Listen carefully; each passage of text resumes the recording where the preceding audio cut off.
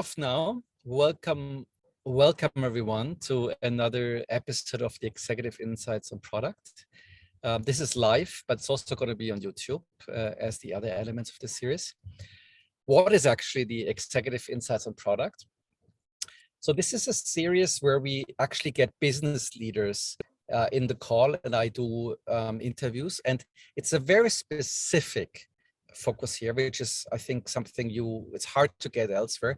It's the specific intersection of product and business, meaning product leaders that actually have had a functional product career, but at some point in their careers, moved on and actually became general managers in one form or the others, right? It could still be that they run the product function, could also be that they are GMs or, other executives. So essentially they have product plus, right? And that's an area that I sort of went through, and that's sort of a specific area I think that is not well understood. And given that product is becoming in a way the new MBA or maybe the new path to general management, that's actually I think one that we're going to see over and over. So that's the specific focus on this series. Super briefly, a bit of background. So we're Peak Product. We run, among other things, a conference that you might know, the Product Management Festival in Singapore and Zurich, where we have about 2,000 participants every year. We run a pretty large industry survey where we call it Trends and Benchmarks, where we kind of collect data and base data. We do local PM nights in several European cities. We have product exec circles where execs come together in a safe space. And then we have the INSEAD program, where we, in a very similar fashion, offer a leadership development program for PMs that are at the senior stage of their career and then want to become leaders. And sort of we teach them both, and INSEAD especially teaches the leadership skills. That specific one is doing quite well. And by the way, we have a new series upcoming in September. So if you're interested in this one, have a look at it. It's going to be in Fontainebleau, 12th to 16th of September. Yeah. Who are we? Just super briefly, we are Peak Product. We are a holding company that does programs like this, interviews like this, but we also do, and I personally do also product consulting. We have a team of consultants that also help companies implement best-in-class product services. I just wanted to kind of to mention this. Which leads me again to me. My background, super briefly, I worked for 13 years at Google, worked on shopping there and worked on Google Maps. In the early days, I'm an entrepreneur, I'm an angel investor, and now I actually run Peak Product full-time. So this is sort of my passion, my full-time job now. Yeah, and that leads me actually to Jon. So I want to extend a very warm welcome to Jon, who both has had a fantastic career, and we're going to learn more about that, and who actually went through, that development stage as a product to exec. But also, I should say, I had the really honor, and I mean this seriously, to actually work with. He was most of the time my skip level manager, so he was running shopping. Google Shopping as the VP, and I was in his organization. And maybe for a split second, actually, he was even my manager, because my manager had left, and then Jon actually also left. So that's hence only the split second. But we stayed in touch somewhat, and kept the relationship. And then, yeah, he did a lot of exciting things after that, and we're going to talk about that actually right now. So welcome, Jon. Thank you so much for taking the time, and we're very curious to hear from you. Good morning. Oh, Raphael, it's my absolute pleasure. This is a ton of fun. So just thank you so much for having me. Thank you for the warm welcome. And thank you for everybody here who is participating live or watching us record it after. Hopefully we're going to have a great talk here. Yeah. And by the way, as usual, we're going to do a Q&A in the end. So we're going to do about 30 minutes now, Jon and I, of kind of discussions. And I would invite really everyone to please get ready with the questions. We're going to do it in the end as a 20 minutes block.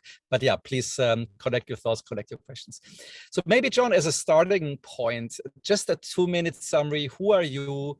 And like high level, how would you describe the journey you went through? So let's see, who am I? I'm Jon Alferness. I guess I'm a product executive, a technology executive now. I'm not quite sure how that happened. We'll talk a little bit about it here. If you just zoom out and you look at my journey briefly, I'm a computer scientist and engineer by training. I grew up on the East Coast of the United States in New Jersey. I went to Cornell for my undergraduate, and then I went to Caltech for graduate school. After that, I moved up to the Bay Area to San Francisco. I'm old enough that I had the privilege of working during the first dot-com boom. So I worked for a variety of different startups, larger companies, et cetera. And then, as Raphael mentioned early on in the 2000s, about 2004, I joined Google. I spent 13 years at Google. It was a non-linear journey and ride. Of all places, I started in sales. I moved to product management. I grew up as an executive there through the ads, mobile ads and shopping and travel spaces. And then I made the crazy decision to leave the incredible home and comfort of Google. And I jumped back into the fray of startups. So since leaving Google, I've spent time at Pinterest, where I led the ads organization, including sales and measurement teams. I spent 3 years at Lyft, where I led the ride-sharing teams across product engineering and the business. And I'm presently the chief product officer at Varo Bank. We are an American neobank online bank. We're one of the few that has a banking charter. So it means that we, as a very small and early stage company, both get to build products and a business, but we get to do it with a deep eye from the regulators and from our government, which has been a really fascinating ride as well.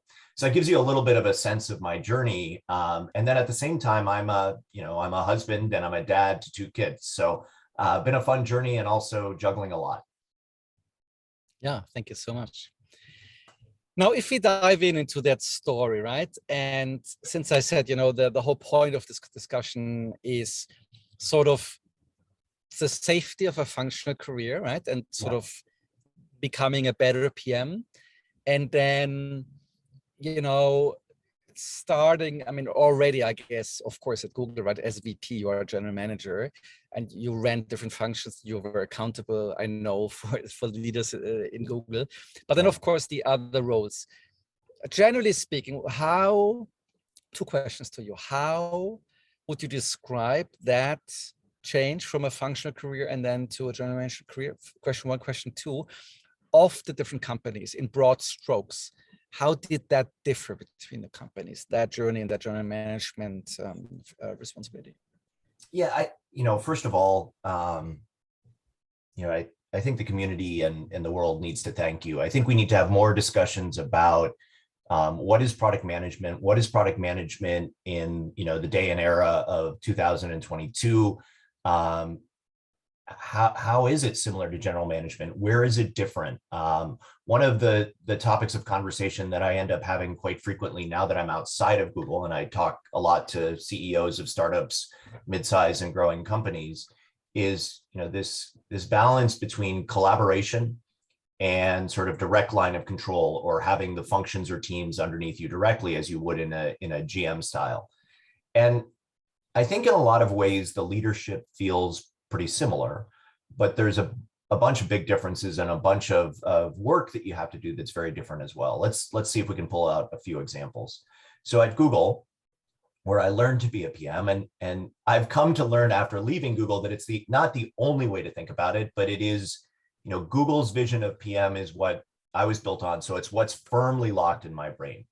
And I think there's 2 attributes of that are really relevant to what we're talking about today. First and foremost is, as a PM at Google, you are the de facto cross-functional leader for your effort, your project, product, or area.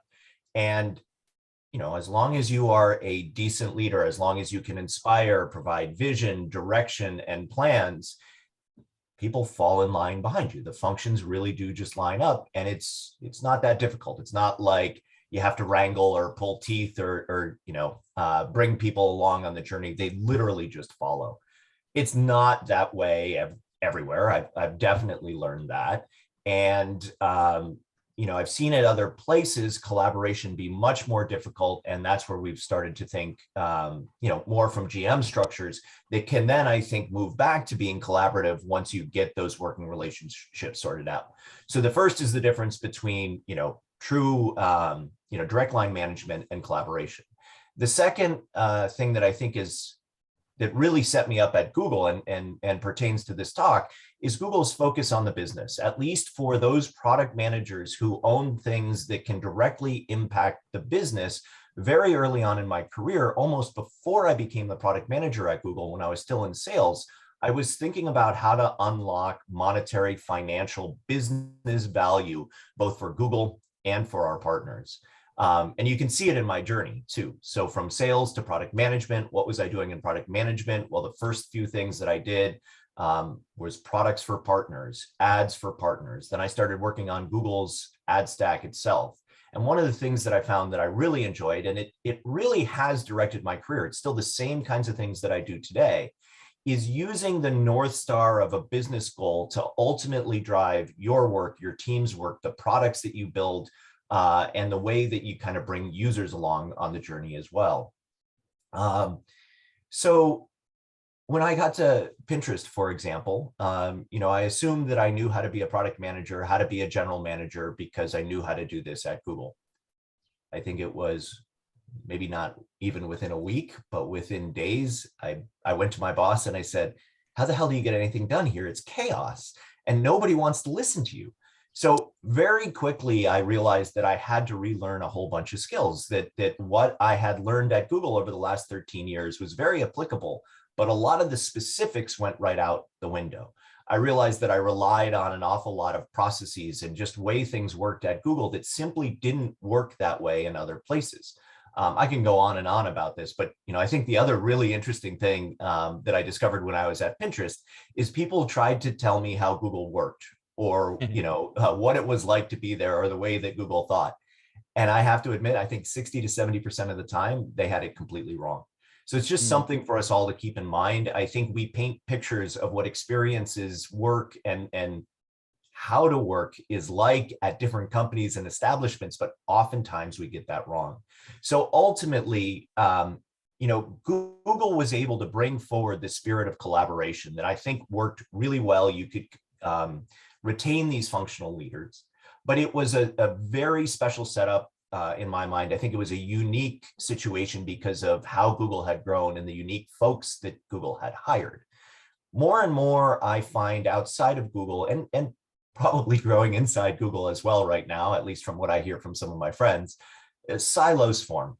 And silos form in organizations pretty quickly. As those organizations grow, if you're not thoughtful about the silos, whether they're functional or sort of business area related, as the company grows, those silos get more and more hardened, and it gets harder and harder to bring folks together for true collaboration.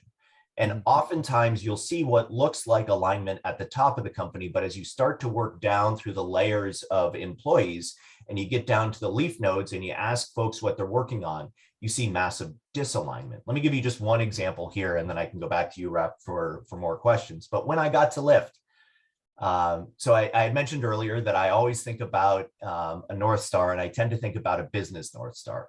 So I just got into Lyft and I asked our CFO, what's our goal? Like, what's the business North Star for Lyft now that I've joined? And he said, John, that's easy. It's 50% year-on-year rides growth. And here I was at Lyft about a year before its IPO, and my CFO is telling me 50% year-on-year rides growth. Now, there should be two things that strike you as slightly interesting in that goal. First is the cleanliness of the 50% number and the niceness of it, which made me think, there's not a lot of science that went into this goal. And then two, what are rides? Why is your unit of measure rides? Rides must differ based on length or based on car type you take or something like that. I thought I was brand new. But Brian, our CFO, told me it was all fine.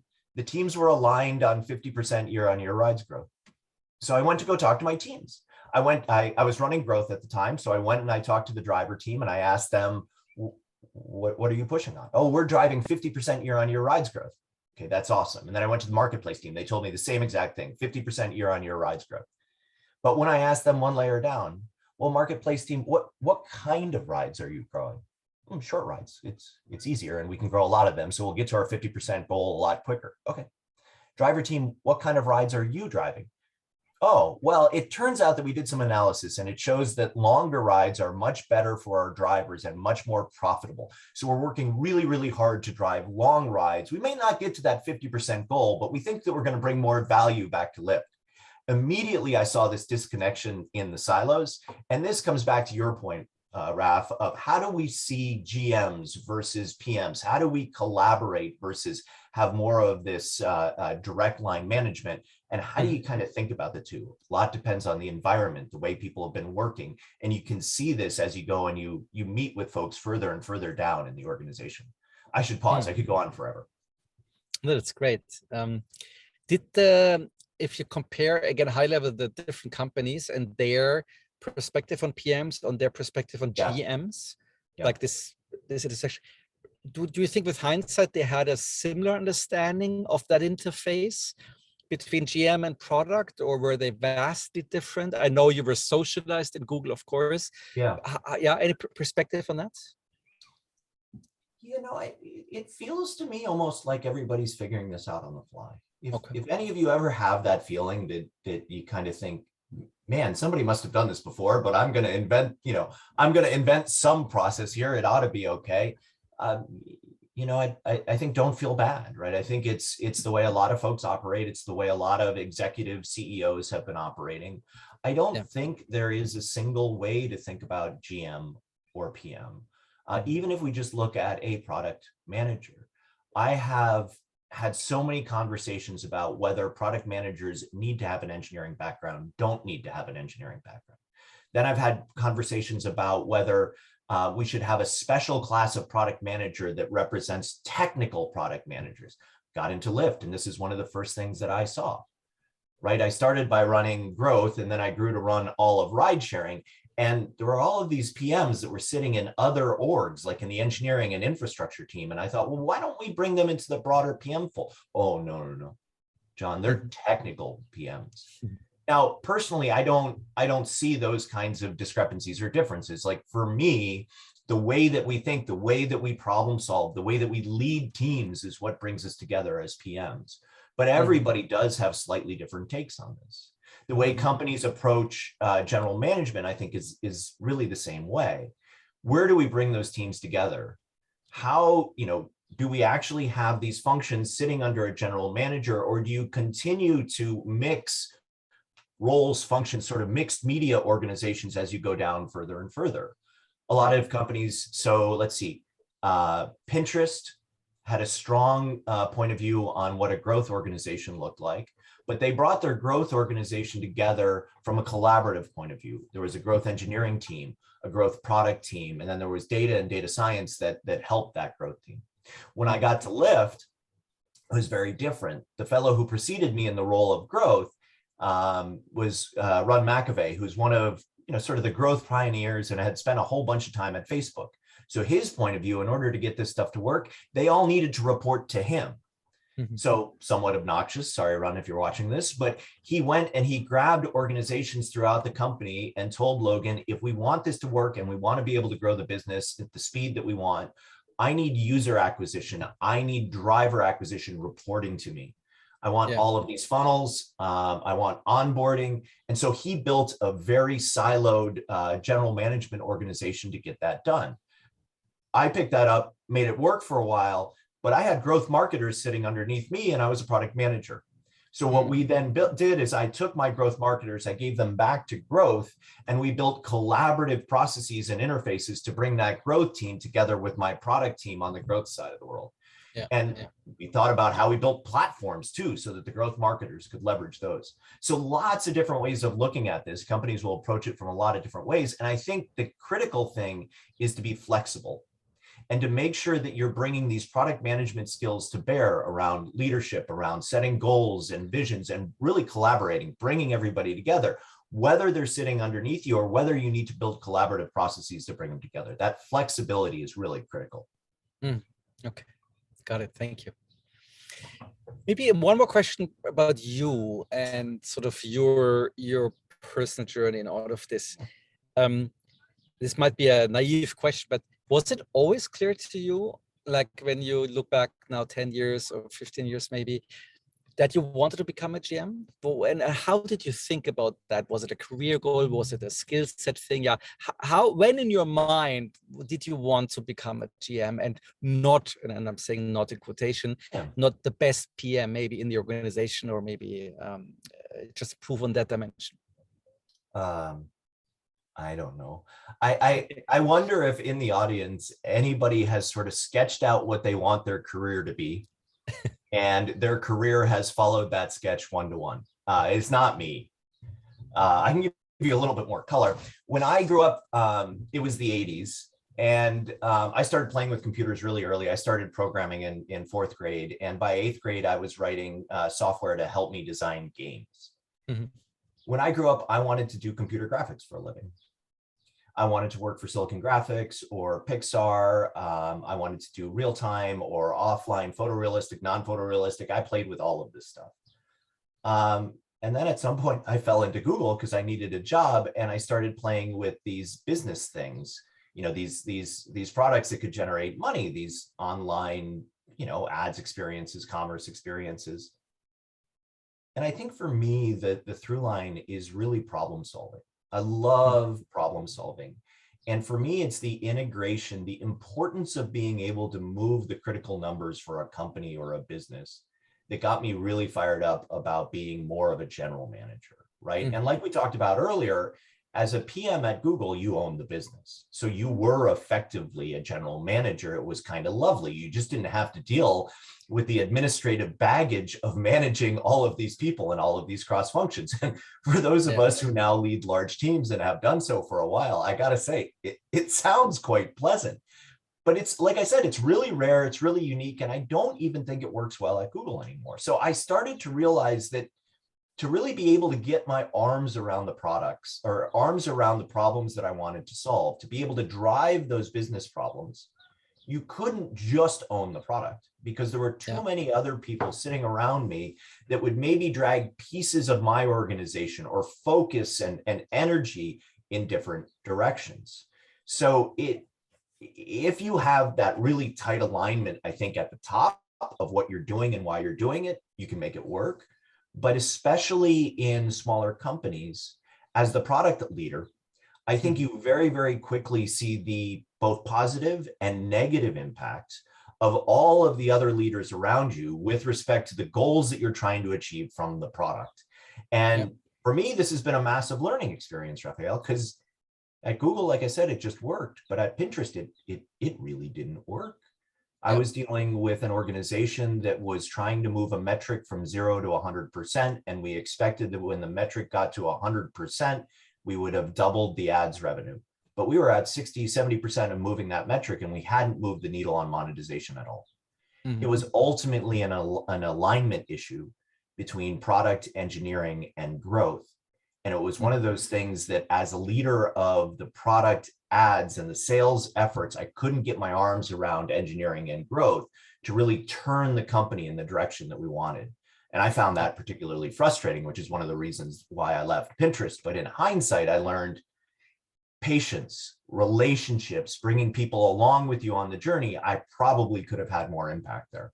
We went all over the place, but I hopefully touched on some of your points. No, that's great. No, but I think what strikes me now, like when I hear you, it's you see it as a continuation in essentially of the mission or the impact and the problem maybe you're working on. I've asked this question many similar folks, and it's not the only question. I mean, others, I heard people say, you know, it was very clear to me when I was, I don't know, a senior PM, a group PM, I wanted to become a CEO, or I wanted to become, you know, a general manager. So it also, for others, it might have been a very conscious thing. I'm not saying it wasn't conscious for you, but I think your experience, it was sort of a continuation of the intrinsic mission you fit. Yeah, no, I think that's right. And you know, again, it goes back to the beginning of my career and why I threw the silly computer graphics stuff in it. I've been really opportunistic about what I do next, right? And I think what's been interesting about that is I end up at Pinterest or Lyft or now Varo. People are like, wait, you're at a bank? Why are you at a bank? And I'm like, what? Well, there's a whole bunch of stuff I haven't learned yet. And haven't you seen it? I've done ads, I've done commerce and transactions. So now I want to get down to the financial products level and understand what's going on there and see if I can have some impact. Where will I go next? I don't even know. And I think one of the things that has made my career so interesting, at sometimes incredibly challenging, but Mm. also a lot of fun. Yeah, yeah. Let's take the counterfactual of saying, Yeah. if you, or by becoming a GM, you always pay a price in life, right? There's no free lunch. And I can say from my own experience in my own career, right? I clearly ended in places at times where I felt, okay, man, good learning, good experience, but with hindsight, or maybe I don't want more of that. Maybe I want changes, on certain dimensions. By becoming a GM and by having that impact, what did you lose? What did you have to give up on the way? Any price? What price are you paying? Are you paying a price at all, or is it all Yeah, rosy I mean, flowers? look, it's all about trade-offs. So without a doubt, you're paying some set of price. Yeah, you lose some of the depth, right? What did I say? I said I really like problem solving. I like I like finding the unlock of how we get that business to the next 20%, 50%, whatever it is. I described it to certain folks as I'll come into a new area, a new team or a product, and I'll wander the desert for 6 to 9 months, and then have an epiphany and go, oh my God, what are we doing in Google Shopping? Why are we trying to do ads and compete with the rest of the teams? We need this thing to be fully transactional. How do we make Google Ads fully or Google Shopping fully transactional? We use the assistant, right? So let's go do that. And Raphael probably remembers that from our time together. When you get to the point of general management, I think you get less time to do that product thinking and have those product epiphanies. Now, I think you get to do it at the strategic level.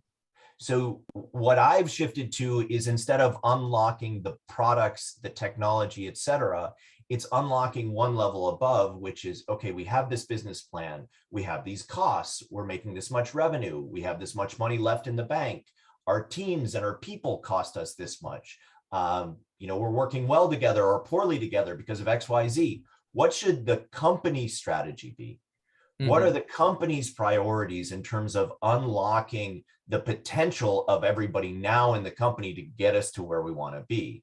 So there are days that I feel sad. There are days that I feel like I don't know, not to get depressing, but there are days that I feel like I have abandoned what I really care about as an intellect: computer science, hard product and business and engineering problems. And I have moved to this level of, right, we're calling it general management.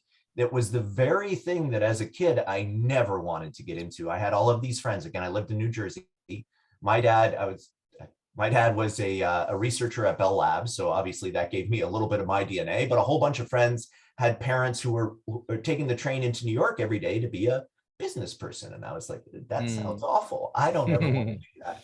But what I think that trade-off means is I still do get glimpses and some time in the product technology deeper down space. But I also get to unlock opportunity and potential for the folks who work for me so that they can go achieve and unlock these broader business goals, product goals, company goals that we have. So while I've given up some of my own ability to kind of go deep on this, what I have really loved and what I'm still got a lot more growing and learning to do is, how do I develop others? How do I mentor others? And how do I best bring groups of people together to solve these hard problems? A big learning experience for me is still to delegate more. Because of my path and my journey, I tend to go too deep on the product side sometimes, or the engineering side, or I see the opportunity to solve a problem over in the marketing space. But I have to remind myself that I've left that job behind by leaving, product management behind and kind of elevating now to this more GM or strategic role. Yeah. Makes total sense. Now, if you were to, and this is also, I'm also asking this one for the audience to some extent, right? Because we have folks watching this who might be mid or late, career PMs, and might think about, aspirations, long-term career in 5 years and 10 years. And I think many of them might be interested in, how to get there. Now, if you reflect back on yourself, right, and if you maybe had any advice for your younger self, what would that be, right? What are maybe pitfalls? What are things you would do really differently? Any thoughts there? have a lot of advice for my younger self. I think at the highest level, have patience, be flexible, be very open-minded. The path to get to where you want to be is typically not a straight line. It's interesting. Raphael and I were talking about this before we started the chat this morning, but what we've learned from different roles, from different companies and different situations, at least for me, is not at all what I expected to learn. We've talked about, we were talking together about difficult managers that we've had, and how sometimes it's really lovely to work for a manager that you really enjoy, but sometimes also you can learn an awful lot by working for a manager that's really difficult. You can learn both how to operate underneath somebody like that. You can also learn ways of not behaving yourself, but you can also, because you're faced with somebody who operates so differently than you, if you can keep that open mind and be flexible, you're likely going to learn some things about yourself and how you should change your management as well. And that's really the advice I think I would give to so many of us, right? Getting a little bit personal or serious for a second, this internet thing that all of us kind of had a hand in building, whether it was, services on Google or social media or any of the, those kinds of platforms, I think has made it really hard for us as humans to know sort of what's real and what isn't. Even on LinkedIn these days, it seems like everybody has nothing but success, right? Mm-hmm. Everybody's career, business trajectory is up and to the right, yay, look at me, we just raised another $1 billion or whatever it is. The reality of the matter is life isn't like that. Working isn't like that. Everybody I've talked to, all of my colleagues and friends, have gone through all kinds of ups and downs in what they're doing. Very few people have a clear definition of where they're going or how they're getting there. And I myself have noticed how frustrated I can get. That's my biggest sort of learning learning area still. I get super frustrated, I'll say it bluntly, by dumb people or folks who move slowly or processes that don't make sense to me, or if there's an easier, better solution that other people can't see. It drives me nuts. And I have tripped over that so many times in my career. If I had been more flexible, if I'd been more patient and thoughtful, I would have realized earlier on the importance of bringing people along in the journey with me. And that's something else I really want to reiterate. As product managers, many of us, as product managers and GMs, I would say, can see far out. We have this ability in our brain to connect dots and go hop, hop, hop, hop, hop, and suddenly be out here. Not everybody can do that. And a lot of people that you are going to lead or bring along in your journey are only able to see a couple hops from where we are today. So if you don't fill in the gaps, they think you're off in crazy land pointing way out here, even though you can so clearly see where you're going. So I think with all of this, it's how do we, at least for me, how do we treat ourselves the way that we treat others too, right? Like I am incredibly passionate, patient, et cetera, when it comes to my team, the people I'm trying to bring along, the people I'm trying to lead, unless I get really frustrated with what's going on. But at the same time, I can really beat myself up. I can get really sort of pent up and frustrated. But I think in general, how do you take a step back, kind of just watch the experiences and take away what you can, because there's so much to learn from all of this. So as you're building up, as you're growing in your PM career, be observant, be aware, be flexible. Think about it the way you might think about mindfulness, right? You let the emotions come, you process them, you let them go again. How can you bring that kind of presence to your PM practice? And I think when you do, you will see the massive array of opportunities around you. You will see all of the folks who are looking for your leadership and your help. And now, how do you connect with them in the right way to bring them along? And you will intrinsically know as you're doing this, if it's easy for you to bring in other functions, if you connect with them as well as you do your PM peers and your PM friends. And that's a sure sign that you're well set up for general management. One last thing that I would say there, because I've seen this now a whole bunch of times, whatever you do, don't let people tell you you can't do this. don't let people tell you, well, Tom, you've never managed engineers before, so I don't know that we really want to put engineers underneath you as a general manager because, are they really going to learn what they need to from you? I've had to push on this a couple of times in my career. And I think if you have done a good job of leading cross-functional collaborative teams with engineering, if you have a decent sense for people and engineering mindset, you can be a fine general management leader. You can lead engineering teams. Same thing with data, same thing with design or marketing or what have you. Mhm. But there is this preconceived notion sometimes that it's a big leap from one to the other. I think a lot of folks miss how collaborative, a lot of folks miss the collaborative leadership of product management and the fact to some extent that we're doing this already. You do need to think a little differently. You do need to manage these folks and you may need help with some of their, eng practicum if you'll have it, but that's easy stuff for you to kind of bring in or get the help that you need. Yeah, makes total sense. Fantastic. I would love to activate folks to please put your questions in the chat and use the time with Jon. We have about 20 minutes left with him. So first step, please think about something, put it in the chat, and I'll call you out then in person because it's always great to have folks speak up, but I want to moderate a little bit. So please get your questions ready. And maybe the last, I'll ask you, Jon, but let's see, I hope many of you speak up. Mistakes. So again, I'm talking about that journey, right? From senior PM to GM. What are some pitfalls? What are some mistakes you've seen people doing in general? What is something you really should not do in that journey? Yeah, there's quite a few. A whole bunch of things to say here. As you move from PM to GM, you have to let go. I think in general, growing up as a leader, one of the harder things to do is to let go and to delegate and assume more and more responsibility of everybody, below you. So sort of shifting to that mindset, I think is absolutely critical. I think mistakes that are made,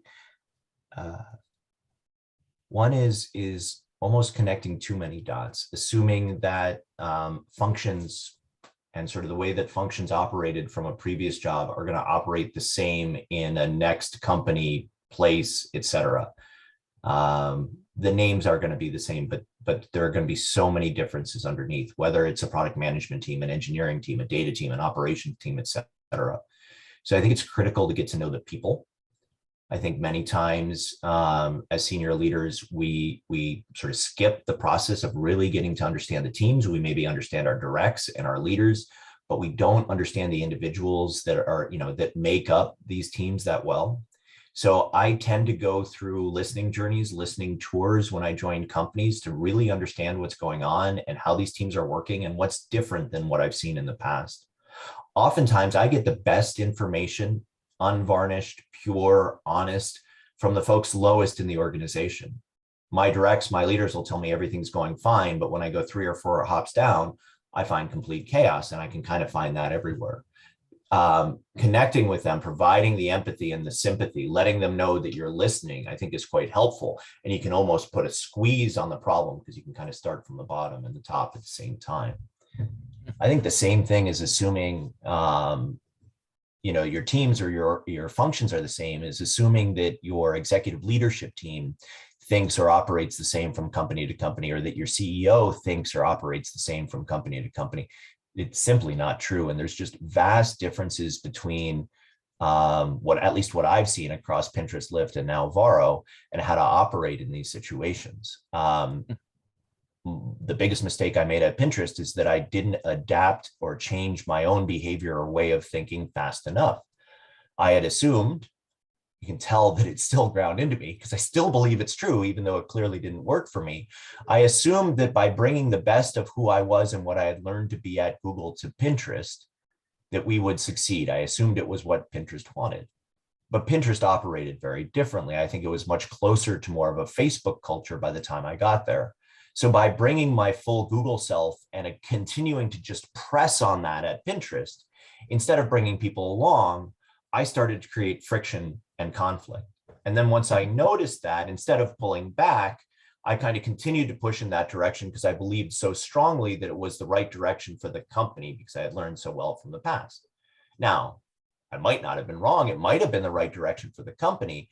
But if, again, it goes back to if you don't bring people along with you, if you don't do this in a way that you kind of bring the, turn the ship, and instead you just yank the wheel and you kind of break it, and it really doesn't work out. So finding this balance as you see the, the change or the difference in companies and getting the timing of the balance right. Because it's easy to say you're just going to go with the flow of the new company team or whatever that you've joined or inherited, et cetera. But at what point are you going to actually have the impact? Or what point are you going to start turning things in the right direction? How do you communicate and bring your execs, your leaders, and those teams along? I think that's one of the hardest, but also one of the things you get better at as you do more and more of these things. Yeah. Looks like we have a question. Yes, Cesar, fantastic questions. I love it. Would you mind raising the question live to Jon? Hey, hi, Jon. Hi, Raphael. Hey, yeah, sure. So I try to phrase it in a way that is easy to understand, but I guess a lot of what you discussed here today already goes in line with this, but I was wondering if you have any specific advice for someone that is a kind of a, I guess, a group product manager, if you think of kind of Google way that head of product. I'm actually going back to a previous company, so it's not the same company I work today. But I think there is a certain, I guess, fear for myself by taking people that used to be my peers that are not going to be reporting directly to me. So that's one of the things, and being some of them much older than I do.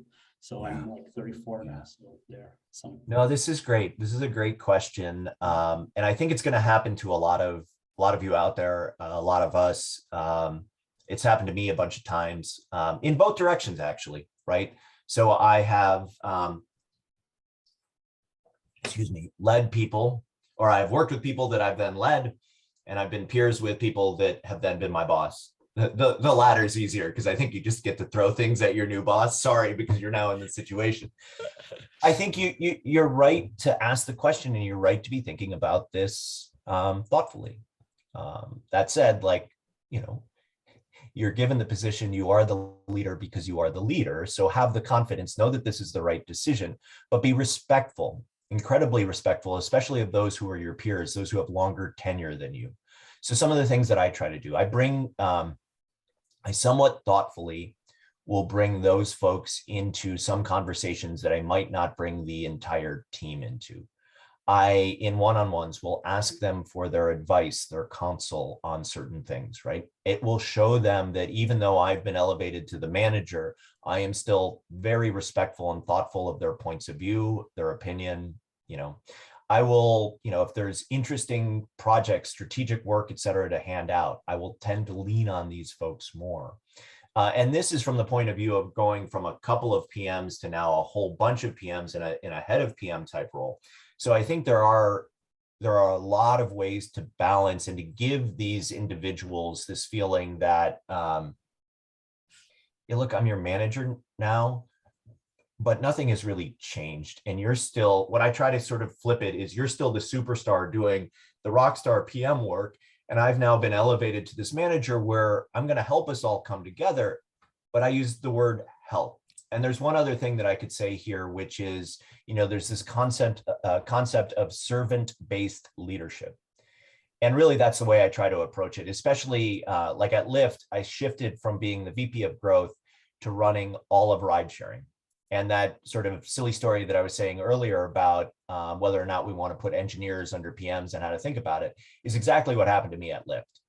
Right. I was more than ready to take on this engineering team. And then I started getting this weirdness about, but is it going to be okay? Because you're not really an engineer. I'm like, to hell, I'm not. Do you want to see my degree again?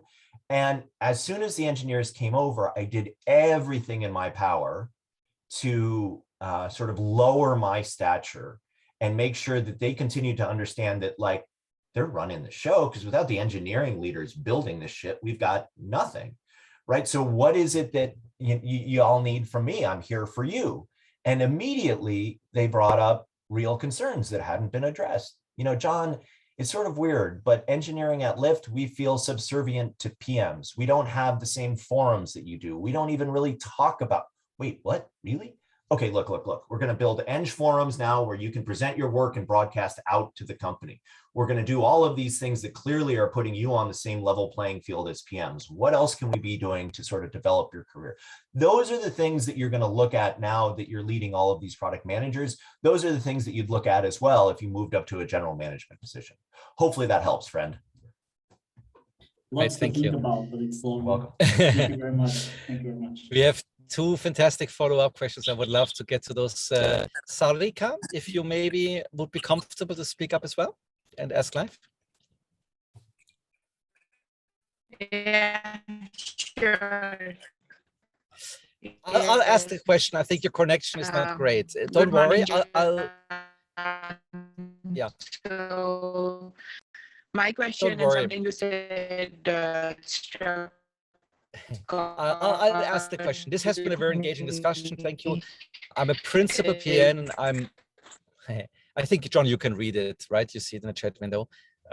Yeah. But we should repeat So it for folks. basically, it's a Yeah, please. Yeah, no, it's a pivot from being a PM, a principal PM. So you're, a lead PM, but you don't have any direct reports today. You have no PMs under you. You're senior enough, and you want to start building a team. But you're given the usual feedback of you've never managed a PM team, you've never managed people before, so why is now the right time? It is always a leap. It's always a change when we go from not managing to managing. The number one thing that I would sort of look at, push on if I were you is the fact, we've said this a few times today, that as a PM leader, you are de facto in charge of a whole bunch of people and what they do and their outcomes. Now there is a gap between that and true management. The gap is sort of understanding people's career development, giving them sharper feedback than you might in other situations. It's also dealing with sometimes difficult HR situations and a variety of administrative stuff. It's all work that you can definitely do and you can do. Now, how do you prove this? That's harder, and it's going to be different depending on the company that you're at. But things that have worked for me are things that I've sort of given folks the opportunity of who've worked for me in the past. One, you can de facto mentor, support, almost lead and manage people, but not have them directly underneath you. So this is a good way to show folks that you know what you're doing. If you have some managers with way too many direct reports, is there a way that you can take some of the leadership there? Is there a way that you can mentor? If you're starting with just a couple of direct reports, I would push hard. It is a very easy way to get up and going in terms of management. Now, the flip side is you'll find that your personal productivity drops if you have a small team underneath you, because you spend a lot of time with them and figuring out how to be a manager, and you kind of have to drop your individual contributor duties. But really, it is, just even looking at the climate today and how, like the atmosphere today and how everybody is jumping from different jobs. So if you can't get it to work at this particular place, maybe it's something that you look to build your career by jumping to the next place. In general, this is one of the hardest hops to get people to allow you to, sort of take on the individuals. And then it is work to figure it out. But rarely do I see people fail at this step. So I would simply push, I would again showcase my work of developing and working with people in the company from a cross-functional and a dotted line perspective, and maybe amplify that to again prove that you've got the skills to get going where you need to be going. It's a great question. Yeah, I would actually also say it sounds like make people comfortable, show evidence, and just close the comfort gap. And maybe even ask, is there a comfort gap? Is there anything you think I should, address, develop? Maybe you can take a course, a class, you can read a book as well, in conjunction with your management. Perfect. I think Tom has probably the honor of the final question at this point to John. Tom, would love to hear you speak live. Cool. Thank you, Raphael, and great discussion, Raphael and John. Really love it. John, you were talking a lot about bringing the organization along, and this can be an X factor of achieving goals, of actually success. How much time do you invest to actively hands-on to bring the organization along and to make them collaborate to get that X factor in product delivery? And what support do you really appreciate, and do you say that needs to be in place? You put that consciously in place so that you don't. I realize I can spend 30-40% of my time actually training the organization, and yes, I get a lot back, but the product time gets tight thinking about strategy. So Yeah, which people do you bring in, and which processes, what worked for you? Yeah, this is really great framing, actually. And it goes to talk about the journey too, from more of a PM leader to a general manager. I think I spend a lot more than 30 to 40% of my time trying to bring people together, get them to operate well, communicate together, bringing the organization, the company along, figuring out the gaps in processes, et cetera, for how we work together.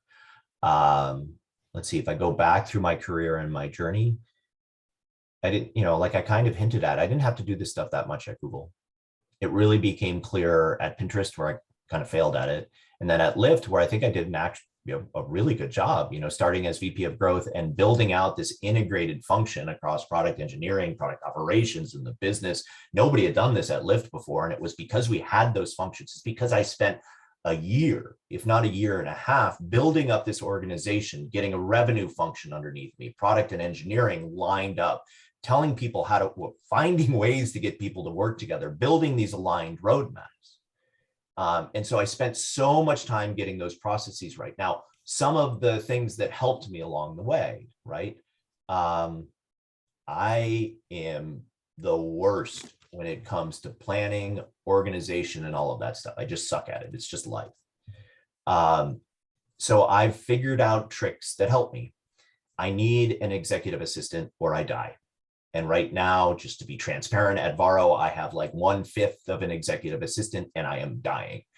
Point number 2, I have found that somebody like a chief of staff is incredibly helpful in addition to your EVP or executive assistant, if you have the skill for it and if you can bring him or her in, a chief of staff. I think if you do bring in a chief of staff, I could spend an hour or more talking to all of you about how to get the most out of that person. But it is always through deep trust, giving them all of the information and almost assuming that they're an extension of you, while understanding that that gets them in trouble at times. And what I have done, what I did at Lyft that I really appreciate, I brought in this amazing woman who was my chief of staff, who was much more organized than I was. And she was at a different part of her life. So she was more social and plugged in and connected to my team. So she could surface all of these issues that might be showing deeper down that I didn't see. So then we constantly built processes around what are we going to do to bring people along. COVID hit and I got really nervous because the ride sharing business was destroyed during COVID. And I now had this enormous team that I needed to bring together and start to pivot. So we started running these weekly forums, these effective all hands, where I would get up and talk. And just like here, we would take all of the questions from anybody who had questions and try to answer them. And that helped. Over time, chief of staff wasn't enough. So I built out a product operations organization. Then I can have folks who are analysts, folks who are program managers who can help me get those things done. And I had a really, really strong woman who was running my product operations organization.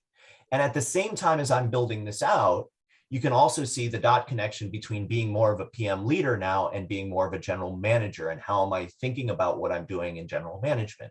Briefly, because we're almost out of time, Varo is a very different place. It's like 2/3 traditional bank, 1/3 technology. And we have to unlock opportunities and risk in compliance, in how we build out the functions of the bank faster as well.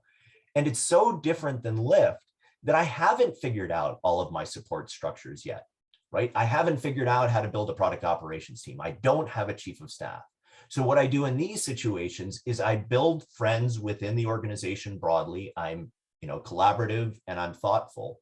And if I bring them along on the journey that I'm trying to bring my team and my company along with, all of a sudden they say things to me like, well, I know I'm in finance and I report up this way, but really I'll do whatever you need me to do. So just let me know how I can help. And I start to go, aha, It's starting to fall in place. What else do I need, right? And it's not that we take or steal people from other organizations. We go back to the heart and the backbone of what we are. We're product managers. Drop the P. What does product manager really mean? We're collaborative leaders, collaborative cross-functional leaders who bring people together to solve goals. And whether you're a GM or a PM, that's the core of what you do. And when you do that well, you blink and all of a sudden you've got these people behind you. So how do you lean on them? How do you leverage them to help you do everything that you're doing? It's really all about that. And then before you know it, these support systems, the staff around you is there. I'd love to spend more time if, Raphael ever wants to have me back or anybody wants to have a chat on how to think about organizations at this scale and how you build out the right support teams and infrastructure to really enable success and speed of execution. Still something I'm learning, but I think a fascinating topic. I might take you up for that. Actually, this is a fascinating topic also for the conference potentially, John. For sure. If you ever want to fancy a trip to Switzerland, or Singapore, but I miss the white asparagus soup, so definitely would come back out to Zurich again. Good.